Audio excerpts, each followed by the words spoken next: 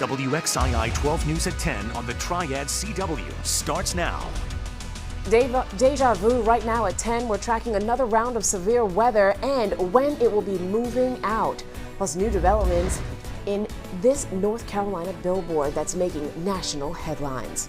And the impact the latest trade war with China could have on the things on your shopping list. But we begin tonight with another round of storms really soaking the Piedmont Triad and all the lightning lighting up the night sky. Dangerous conditions out there, Michelle. It has been intense tonight because we've had so much heavy downpour activity. We've had good upper level support. We've also had active weather, as you can see, with heavy downpours. Unfortunately, the same locations that had some of the flooding last night. So Greensboro earlier missed one of those thunderstorm rounds from developing with the heaviest of rains. Now more of that rain is going to continue to move through, and that's what we're seeing right now. Those showers and those thunderstorms that were over Guilford County fading, but still heavy downpours in southwestern sections of the county, keeping folks unfortunately under a flood advisory up until about 10:30. Look at the stretch of thunderstorms though, extending from Stewart through Danbury, Mount Airy, filling in now over northern Stokes County. We did have a few isolated severe storms, some gusts reported, also some trees coming down with this, and the heaviest of the rains stretching out from Guilford through Hilltop, Rocky, Knoll, also Greensboro, and the Latham Road area, same areas that had the experience from Buffalo Creek coming up above their banks. Now Buffalo Creek is at about 8.37 feet at least and continuing to rise. We'll be letting you know if we do expect to see some more flooding in those locations. It's possible as rain continues there. Kernersville also strong showers and thunderstorms. You can see some wind reports too coming in tonight from Greensboro and north. We've had some reports of trees down, and then more showers and storms. Still potential to bring in some gusty winds for us tonight, even if they're not severe. We've got temperatures that have dropped off into the 60s after rain-cool conditions have moved in. We'll talk about what these storms are likely going to do for us tomorrow and just how much more rainfall. It's coming up. All right, thank you so much, Michelle. Wendover Avenue in Greensboro was an absolute mess last night, and that's where we find our Brandon Bates tonight. Brandon, you've been driving around in the rain. On this end, pretty sloppy. How are conditions where you are? Well, it's pretty sloppy out here as well, Talitha, but as officers just told me, they said it wasn't as bad as it was last night. Out here on the road where Wendover meets 40, you can see there was a car out here that was stopped, causing very minor backups, and the officer told me that it was because of the weather. They said the water piled up on the road, and that car that you see getting towed onto a tow truck right now had some mechanical issues because of the water, and now it has to be towed out. But as far as multiple cars being out here backed up because of the rain, it's really not that bad. And as far as current conditions, all we're seeing is sprinkling rain as far as right this moment. Now, for the past hour, we have seen a lot of lightning strikes as well out here. As a matter of fact, if you just saw that one, they are coming about every 10 to 15 seconds. So we're going to keep an eye on this road as well as some of the waterways that were hit really bad last night, some of the parks as well where cars were stranded. As you can hear the thunder, smartest thing would be to be inside of a car right now, but we're going to go check out some of these other areas and we'll check back with you guys in just a little bit. Reporting live in Greensboro, Brandon Bates, WXII 12 News. All right, Brandon, please be careful out there. Take cover. This stormy pattern is here to stay. Let us help you plan around the weather with our free mobile app. You can track approaching storms on the interactive radar and even sign up to receive push alerts when severe weather is coming your way. Tonight's storms are only adding insult to injury for people trying to dry out after last night's storms in Greensboro. We're talking intense flash flooding hitting low-lying areas really hard, including Sprague's Wags Dog Daycare. It's located on West Market Street. The business has been open for a few weeks, and it's already the second time the building's been flooded. The owner says that last night's flooding did thousands of dollars in damage and is a big setback as she braces for the aftermath of the next round. Yeah, it's definitely very disappointing to have something like this happen, especially when I'm just trying to start up and get new customers coming into the business. As a small business owner, you know, there are a lot of hurdles, and this is just another one of them, but we will overcome it. A lot of cars really flooded out because of the storms as well. Drew Eisenhower shared this photograph with us. Some people got stuck trying to drive through flooded roads. Big no-no. The Greensboro Fire Department says there were 42 water rescues or emergency evacuations yesterday. Right now, a silver alert is out for a 16-year-old reported missing in Winston-Salem. Kayla Dunkley was last seen along North Martin Luther King Jr. Drive in Winston-Salem. Authorities say that the teen is believed to be suffering from a cognitive impairment. No picture of her is available at this time. She was last seen, however, wearing red pants, a red shirt, and a blue wig. Folks, Lexington police say they do not think a man's shooting death was random, and they are still looking for answers. Someone shot and killed Pedro Manzano and on Federal Street around 10 o'clock last night, and the scene is near Cotton Grove Road, not too far from South Lexington School.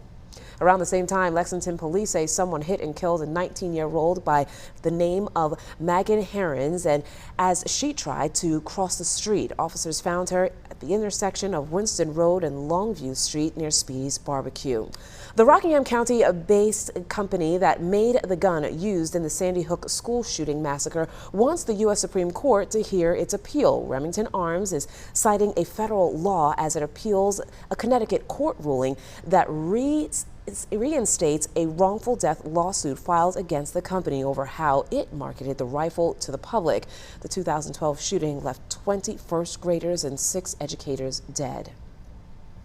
New tonight, the North Carolina billboard taking aim at the 4 congresswomen of color known as the Squad is now coming down. The gun shop owner in the town of Murphy is behind this billboard, which has gotten a lot of mixed reviews across the nation. The advertising company vowed to take it down amid a national conversation, saying they're not in the business of upsetting people. But the man behind the sign says he stands firm in his beliefs. We don't like their message of turning this country into a socialist country. That's the message. Nothing more to read than that. The owner says that the sign has been driving business into his store and he is considering to keep it up.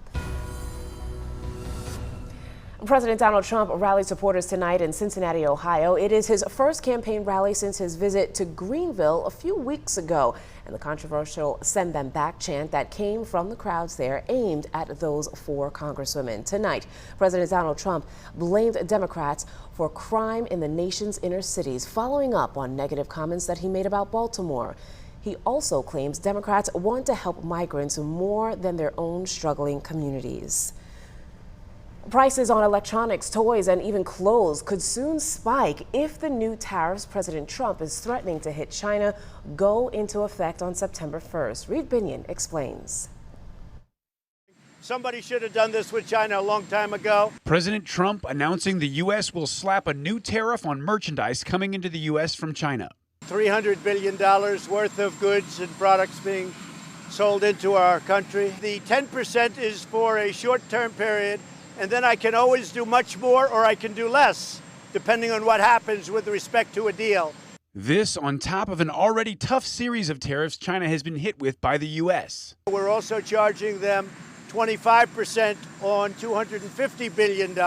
The president claims that American consumers haven't been hit by the tariffs. It hasn't cost our consumer anything, it costs China. And insists that China is paying the additional costs.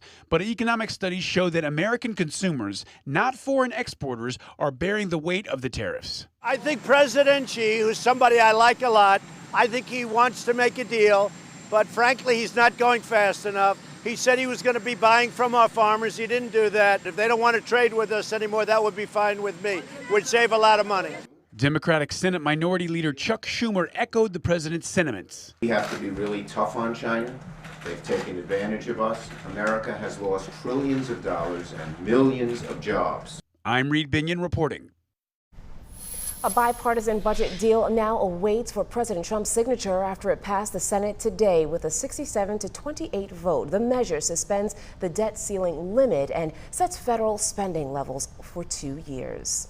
New tonight, an officer at the center of a deadly shooting will resign. This comes amid public outcry over the point-blank shooting death of Alton Sterling. This happened in 2016. During a news conference today, Baton Rouge's police chief detailed repeated problems with Officer Blaine Salmonelli that should have raised some red flags long before Sterling was shot and killed. We're sorry, Baton Rouge. And I want to apologize To the family of Alton Sterling, and also to his kids, we're sorry, because he should have never been hired. Further north, another officer could soon learn if he will keep his job for a similar situation. Officer Daniel Pantaleo was seen on video in July of 2014 putting this man, Eric Garner, in what some call a chokehold, which is banned by the New York City Police Department. Garner could be heard screaming at the time, quote, "I can't breathe," end quote. He later died. This Friday, the Deputy Commissioner of Trials is expected to deliver a recommendation over whether or not Pantaleo should be fired. Attorney General William Barr declined to bring federal charges against Pantaleo. As the battle over immigration continues to play out across the country, dozens rallied at Center City Park in Greensboro with a simple message: keep America's doors open to asylum seekers. Faith community leaders were among those calling on residents to reach out to their representatives to help end what they say is the inhumane treatment of migrants and refugees. More on their message coming up in our next half hour of news. New tonight, there's a scam going around the Triad threatening to put people in jail. Investigators say that the scammers tell callers that they missed jury duty and they have to pay in gift cards to avoid getting arrested. The Forsyth County Sheriff's Office says that they never request cash payments or a gift card, and legitimate officers don't request anything as payment in order to dismiss a warrant for arrest. If you think you've received a scam phone call, hang up right away, and you'll definitely want to call 336-727-2112.